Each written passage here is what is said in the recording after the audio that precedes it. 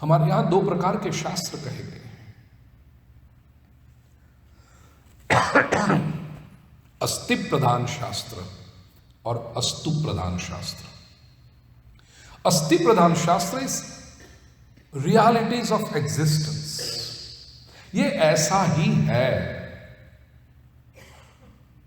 इसमें मानव के तर्क को कोई गुंजाइश नहीं।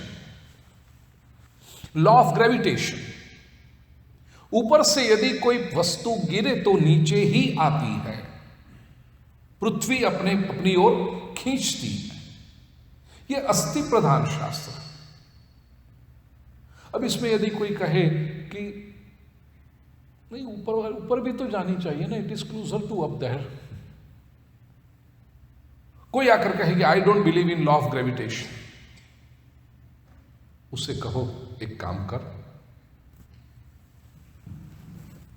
खजूर के पेड़ पर या तो कोकोनट के ट्री पर चढ़ जा ऊपर और वहां से कूद, और कूदते हुए बोलना कि I don't believe in law of gravitation, हम देखते हैं तू कहां जाता है। Even if we don't believe in it, that is how the existence works. आत्मा की यात्रा, law of karma, law of rebirth, वो ऐसे अस्तित्व के सिद्धांत हैं। They are not dependent on personal beliefs, logics, nothing. मैं इसलिए यह स्पष्टता करना चाहता हूं क्योंकि जितने इस विषय पर श्रद्धा रख के उसको स्वीकारा जाएगा, वो हमारे मन को शांति देगा, प्रकाश देगा और हमारी आगे की यात्रा को सरल करेगा। क्योंकि हम सभी को इस यात्रा से जाना है, मुझे भी जाना, कई बार हम जा चुके हैं और भी जाना है। और जितना इसमें हम आर्ग्यूमेंट करेंगे, जितना हम इसको स्वीकार नहीं करेंगे, वो बात तो वो ही रहती है, बात में फर्क नहीं पड़ता, हम स्वयं अशांत हो जाएंगे। That will keep disturbing us। और जितना हमें डिस्टर्ब करेगी वो बात, उतना हमारी जो आगे की जर्नी है उसके लिए we will be less prepared. और इस जर्नी में तो ऐसा है कि जितने आप लेस प्रिपेयर्ड हो उतनी लंबी होती, जितने वेल प्रिपेयर्ड हो उतनी जर्नी तुरंत हो जाती है। इसलिए मैंने कहा कि इस क्षेत्र में प्रश्न करने से, तर्क करने से, संशय करने से नुकसान हम ही को है। इस अर्थ में भगवान श्री कृष्ण ने भगवद गीता में कहा, संशयात्मा विनश्यति। एक तरफ जो श्री कृष्ण प्रश्न की महिमा करते हैं, तद्विद्धि प्रणिपातेन परिप्रश्नेन सेवया उपदेक्ष्यन्ति ते ज्ञानम,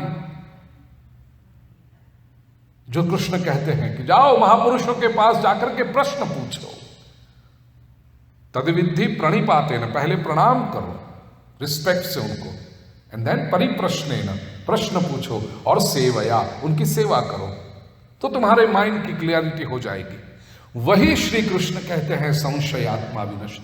यदि प्रश्न पूछने को आप इतना एनकरेज करते हो तो फिर ये संशयात्मा विनश्यति क्यों कहते हो? क्योंकि ये एक क्षेत्र ऐसा है, संशय नहीं चलते।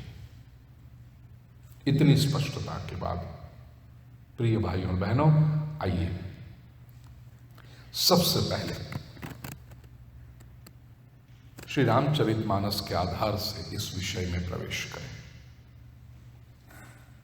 घटना सीन, राम कथा आपने सुनी है, दृश्य केवल मैं याद करा दूं, बाकी सब बातें आप जानते हैं।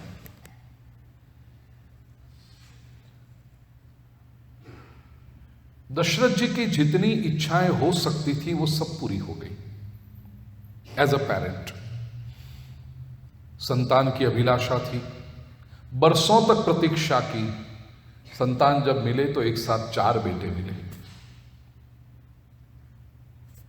बड़े हुए, ऋषि विश्वामित्र राम लक्ष्मण को ले गए। हर एक माता पिता की इच्छा होती है कि मेरे संतान का लग्न हो, विवाह हो। श्री रामचंद्र जी स्वयंवर में जाकर के शिव धनुष्य का भंग किया, सीता के साथ विवाह, और फिर चारों भाइयों का विवाह करके चारों भाई अयोध्या में आए हैं। अब जरा देखिए, इससे अधिक सांसारिक सुख क्या हो सकता है?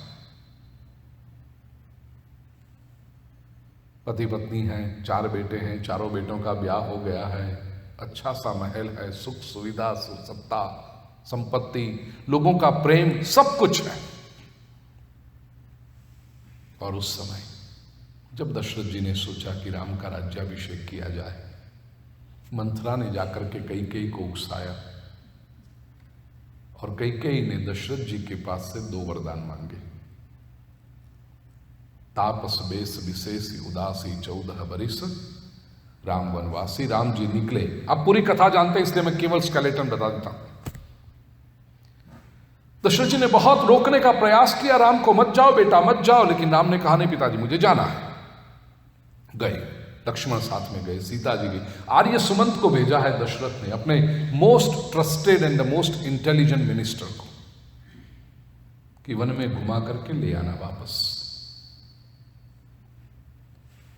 आर्य सुमंत ने भी कोशिश तो बहुत की, लेकिन राम लौटे नहीं।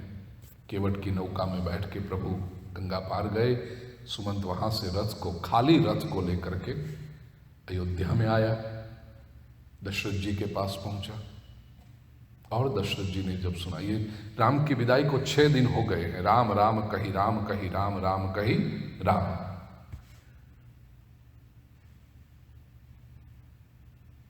आर्य सुमंत ने जब कहा कि मेरी बहुत विनती पर भी Ram did not return to Ayodhya, Dasharath ji ने प्राण छोड़ दिए। भरत शत्रुघ्न ननिहाल में थे, बुला लिया गया। अंतिम संस्कार जो करना था एक राजा को जिस तरह से किया जाए उस तरह से हुआ। और फिर कुलगुरु वशिष्ठ जी,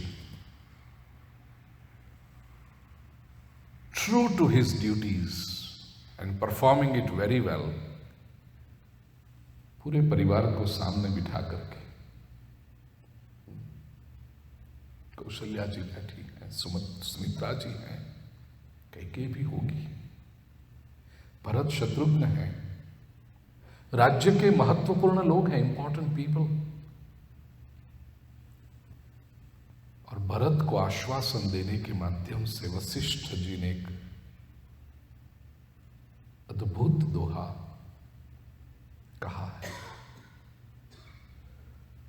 सुनहु भरत भावी प्रबल, बिलखी कहेउ मुनिनाथ, हानि लाभ जीवन मरण, जस अपजस विधि हाथ।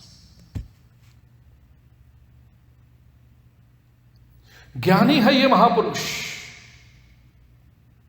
अनेक शास्त्रों का ज्ञाता है, अस्तित्व को देखा है उसने,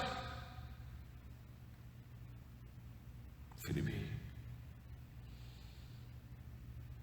अयोध्या के चक्रवर्ती सम्राट को विदाई देने का दुख है उसे भी, क्योंकि उसने समीप से देखा है इस व्यक्तित्व को। अब जब वो अपना कर्तव्य निभा रहा है, when he is performing his duty, Bharat 6 बातें व्यक्ति के अपने हाथ में नहीं है।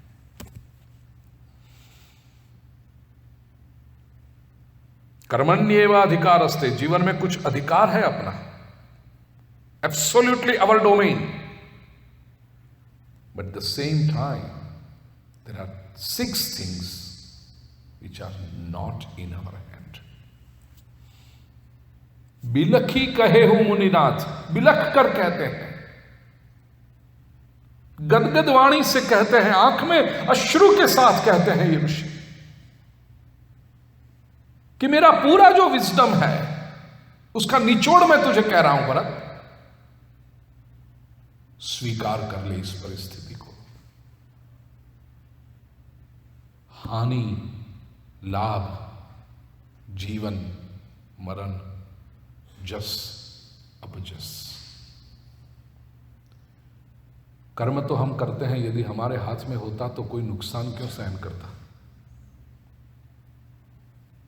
लेकिन नियम है कि हानि होती है। We have to suffer losses sometimes. And by losses I don't mean only financial losses. Financial losses तो ठीक है, आज गंवाया कल फिर से मिल जाएगा। Emotional losses, हानि, लाभ। देखिए, पहले हानि कहा, फिर लाभ कहा। जीवन मरण, लाभ भी यदि मिलता है तो मत समझना कि मैंने, क्योंकि मनुष्य का स्वभाव ऐसा है, हानि होती है तो वह हेल्पलेस फील करता है, लेकिन लाभ मिला तो मेरा प्रयत्न था, माय कैलकुलेशंस वेंट राइट। वहां भी कह दिया वो तुम्हारे हाथ में नहीं है, विधि हाथ। There is something called destiny. गुलाम नहीं है हम प्रारब्ध के। We are not slaves of destiny, but destiny does have an important role to play in our being, and we have to accept it. समग्र भारतीय संस्कृति पुरुषार्थवादी है। We believe in efforts. We believe in gathering ourselves and be ready to strike again. We believe in positive attitude. But in the same token, we have to accept certain realities. हानि हमारे हाथ में नहीं है, लाभ हमारे हाथ में नहीं है, जीवन हमारे हाथ में नहीं है। हम आए हैं यहां पर इस प्लैनेट अर्थ पे, प्लान करके आए थे, तय किया था आपने कौन से दिन आना है, कौन से माता पिता के वहां आना है, किस टाउन में आना है, कैसा शरीर पाना है। Did you have choice? मुझे तो याद नहीं।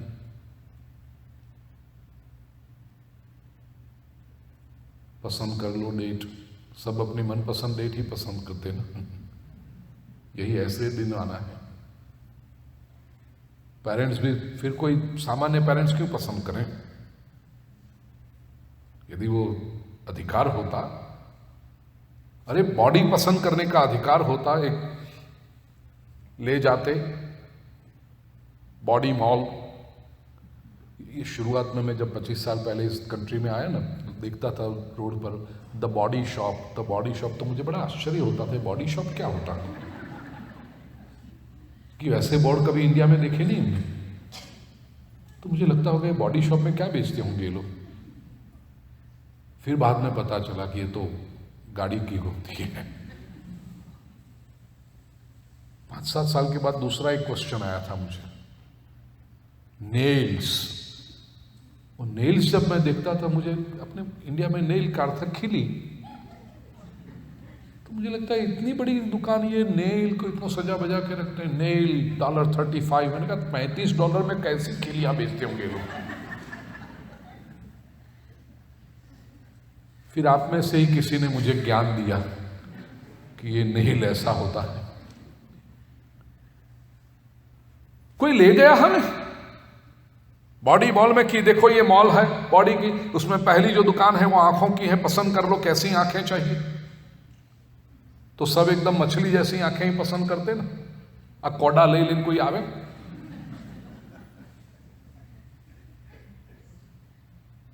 उसके बाद में right next to the eye shop you have nose shop, पसंद कर लो तुम्हें कैसी नाक चाहिए।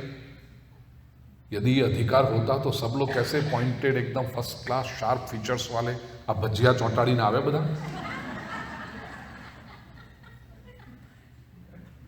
कोई अधिकार नहीं था। मिल गया वो शरीर, मिल गए वो माता पिता, मिल गया वो गांव शहर, मिल गया सब कुछ। अरे आए 2-3 साल तक तो पता भी नहीं था कि हम आए। भूख लगे तो कोई खिला देता था, कपड़े कोई बदल देता था, कोई उठा करके बाल्टी में डाल देता था। क्या पता था हमें? जीवन हमारे हाथ में नहीं है, मरण हमारे हाथ में। यदि मृत्यु हमारे हाथ की बात होती, कोई पूछता है आके कि चलो अब चलें, और यदि ऐसा कोई पूछे तो हां कहने वाले कितने, वो एक दूसरा प्रश्न है। कोई नहीं पूछता, सब कुछ अधूरा पड़ा रह जाता। पूरे जीवन की संपत्ति सामने रख दो, 10 मिनट नहीं मिलती।